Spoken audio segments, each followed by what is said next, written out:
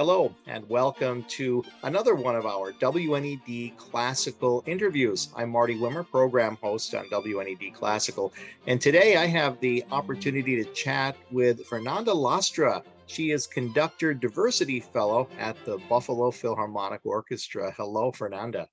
Hello, Marty. Thank you for having me. Oh, it's our pleasure to have you here.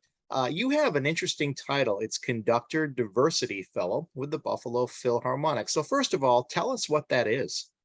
Yes, the Conductor Diversity Fellow is an initiative by the BPO Diversity Council.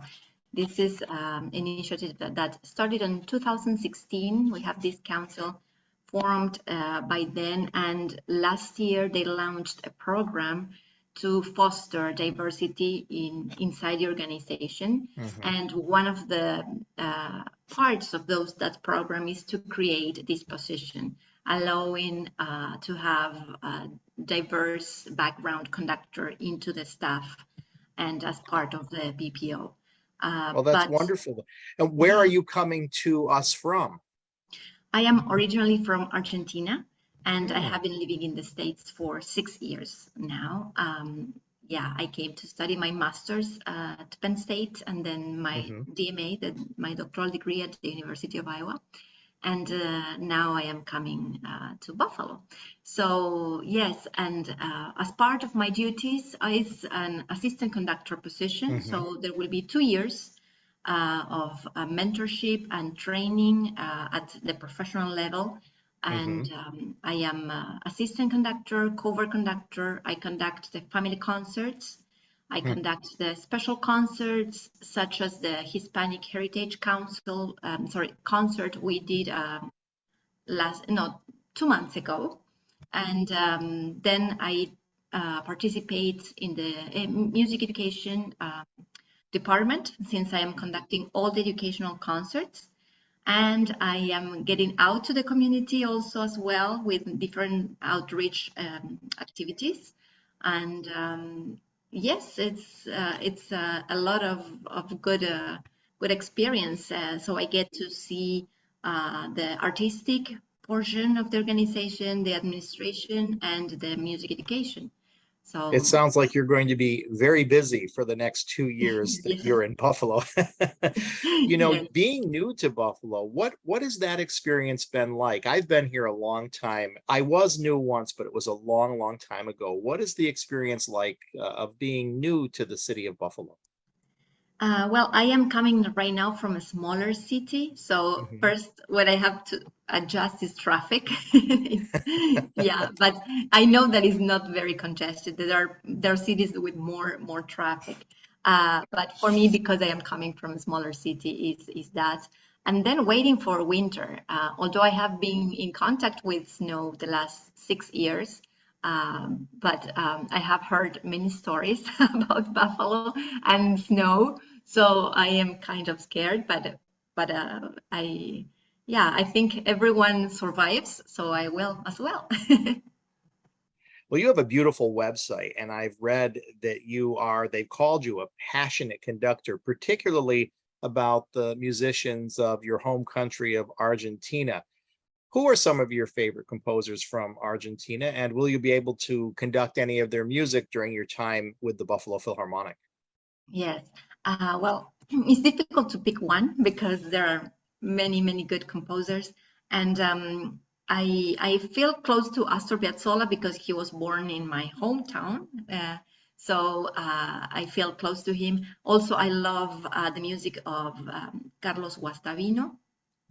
But yes, there are many composers, and I hope to bring music from Argentina to Buffalo.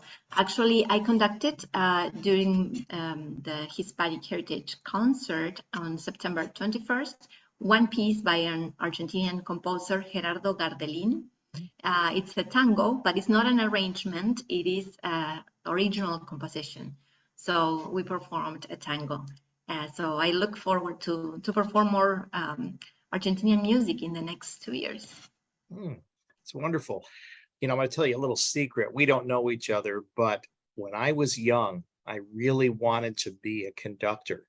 and I even like would conduct the theme songs from TV shows. The path to becoming a conductor professionally is very difficult, and I never found my way, and I fortunately found other things to do in life. But how did you discover that conducting was something that your heart was in? And then how did you make your way to the level you're at now? What was your path to becoming a conductor from a young girl in Argentina to where you are today? Yes, well, I was involved in the performing arts, and since I was 8, I started my journey as with ballet lessons.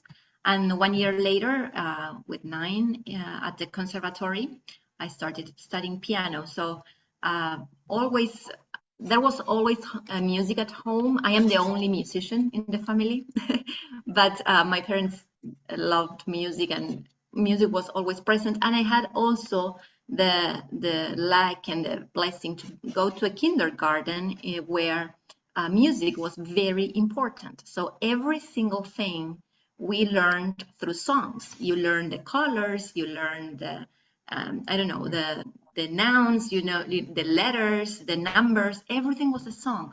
Everything was and has movement on. So I want to stress here the importance of music education for kids, because it opens not only well, it's scientifically proved that it improves how the brain develops in human beings. Music, right?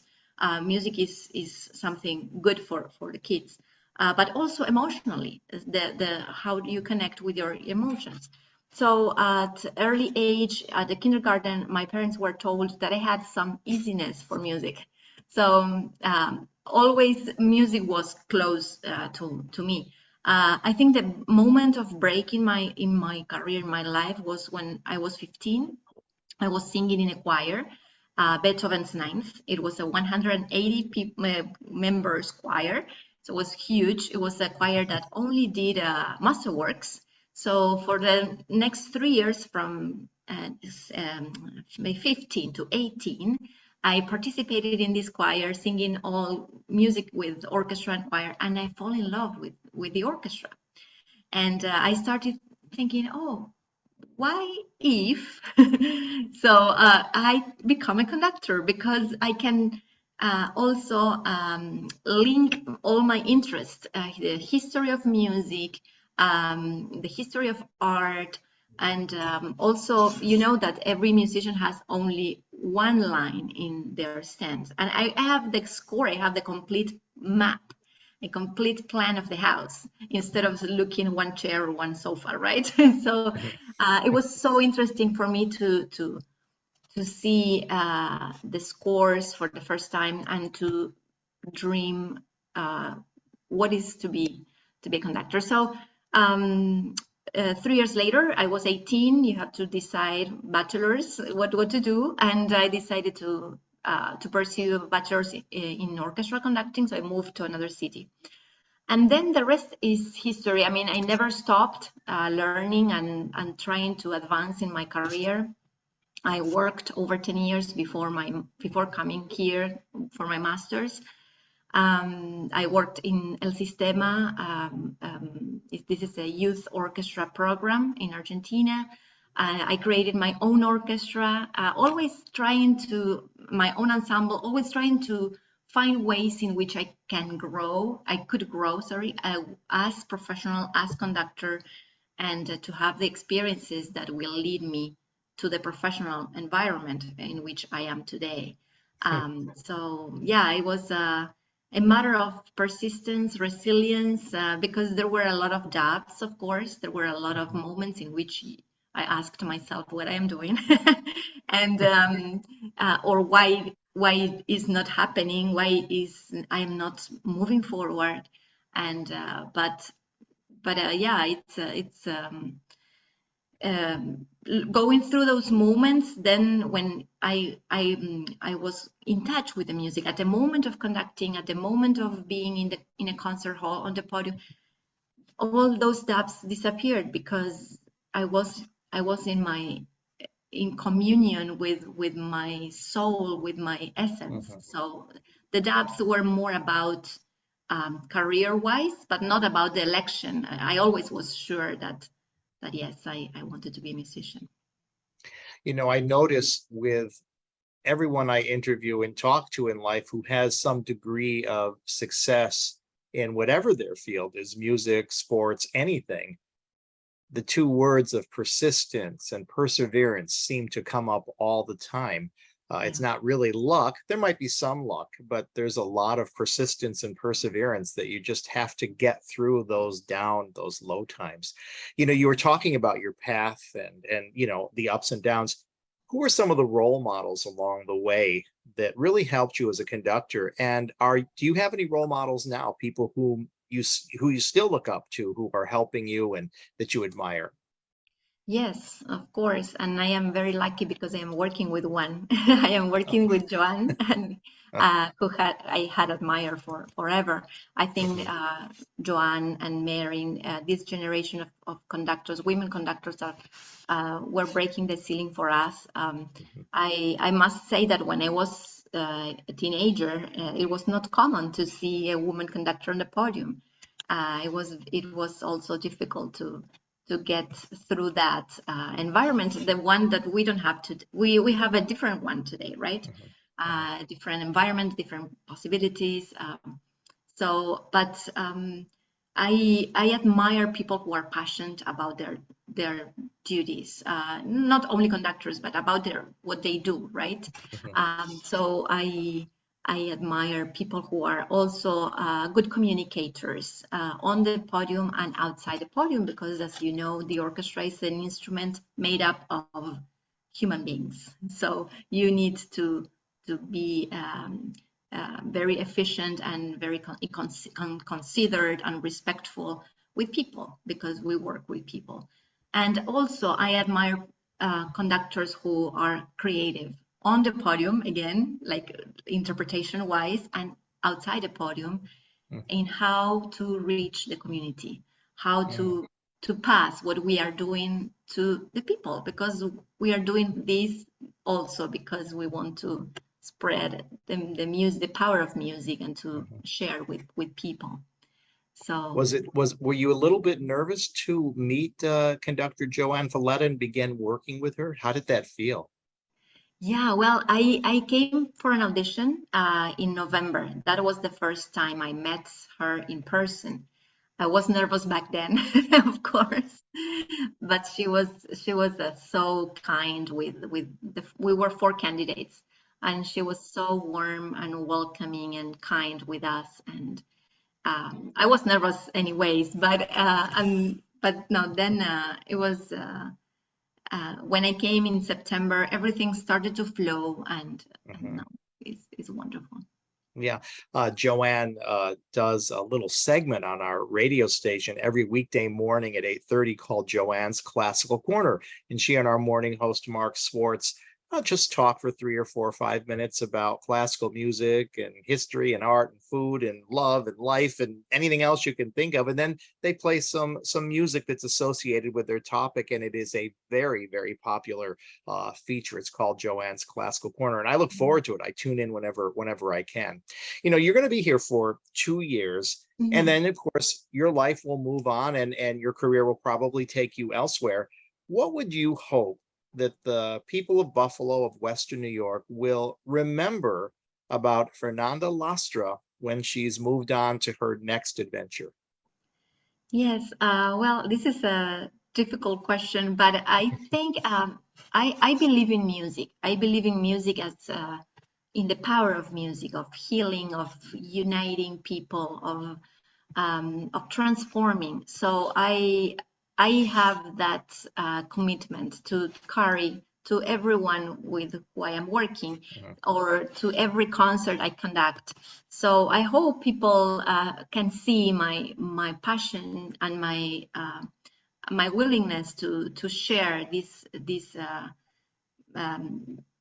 the passion of music, but also mhm, to the power of music. I have people coming after, not in Buffalo, but before in my career, after a concert and say, "Oh, I came with migraine, and now I am so uplifting and I feel so well because of the concert." And And I said that before about science, but it applies to this case as well. Science proves that music takes us to another dimension, you want to say, heals, or the music has that power. And in these times we are living in which everything is so falling apart sometimes, I think that connection is very important. Yeah, so I'm committed to share the word of music, and also that that connection that gets into. I love all the performing arts because I have been involved in all of them, but I think music, because you cannot touch it, you cannot smell it, you cannot see it. It's a different ethereal experience, I think. Yeah. Yeah, I understand what you mean, and it's almost hard to put that into words, but Yes, I it's think difficult.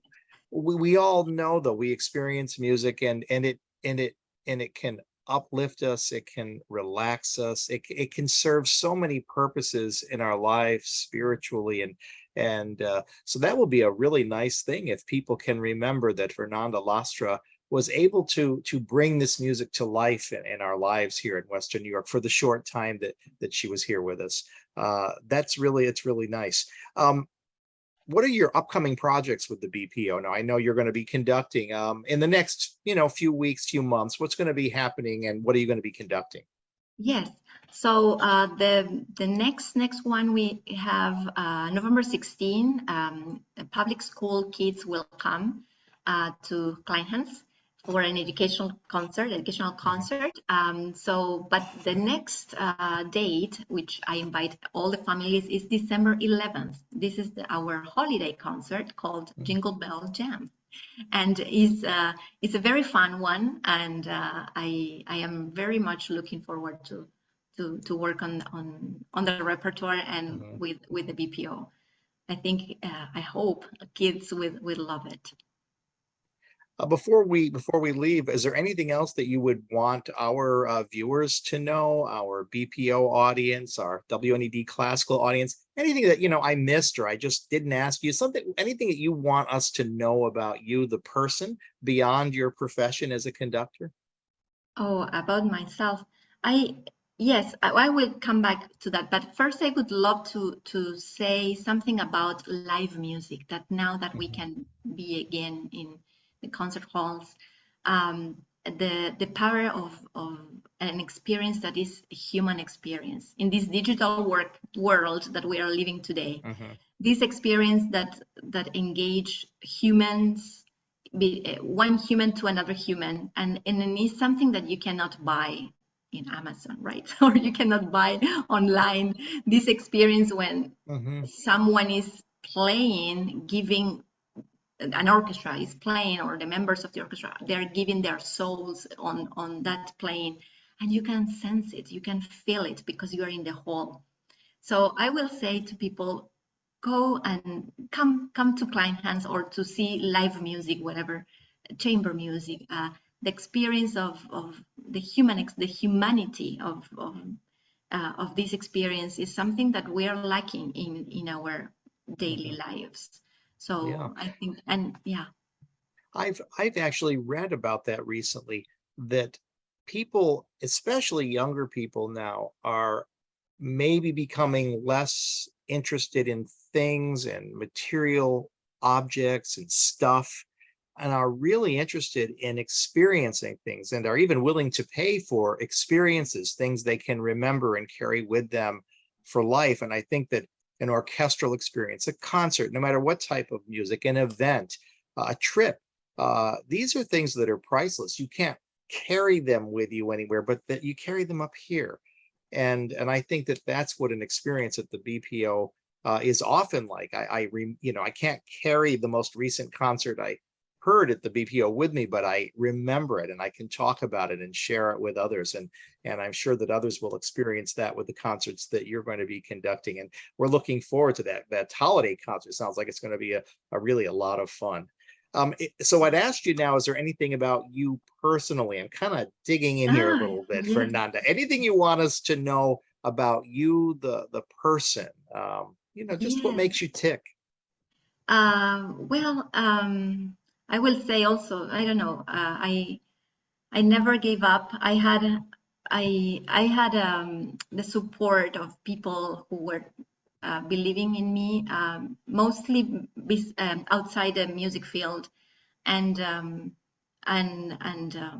yeah, one of my mentors, conducting mentors, he always says, never give up, never give up. Mhm. And there is sometimes you have to repeat that to yourself Sure. because yeah, as you mentioned, this is a difficult career, and just trusting yourself and doing your work at the best you can, Mhm. and and if you fall, just get up and go, move on. Right. Well, Yeah. everyone in Buffalo and Western New York is so glad you're here, Fernanda, and we welcome you with open arms. And we hope the next 2 years of your life here spent in Buffalo are among the two nicest years of your life. And you'll find now I'm not new to Buffalo, but I'm not originally from Buffalo. And I found that this city enveloped me. I made friends quickly. I got a life going quickly, and I've stayed for many many years. And again, I'm not originally from here, and I really hope and pray that you have that same experience while you're here in Buffalo. And I have no doubt that it'll happen because this city has a certain way of sort of getting into your heart and your soul. So even as you do move on in life, you'll always carry a little piece of Buffalo with you. It'll never go away. Nice. Yes, yes, I experienced that. People are so warm and welcoming and willing to help. Yeah, Hmm. it's Yeah, beautiful. yeah. Well, we've been speaking with Diversity Conductor Fellow Fernanda Lastra. She will be with us at the Buffalo Philharmonic Orchestra for the next 2 years, doing a lot of work. So she's going to be a very busy woman, but she'll be conducting and doing all sorts of work with JoAnn Falletta and the orchestra. And we'll be seeing her at concerts and maybe around town. And make sure you say hi, Fernanda. Anything else you want to tell us before we go? No, that it was my pleasure to talk to you. Thank you for having me. Oh, it's been my pleasure as well. I look forward to perhaps meeting you someday and, of course, seeing you in concert. And again, welcome to Buffalo, and I hope you enjoy your next 2 years here. Thank you. Thank, thank you. Thank you.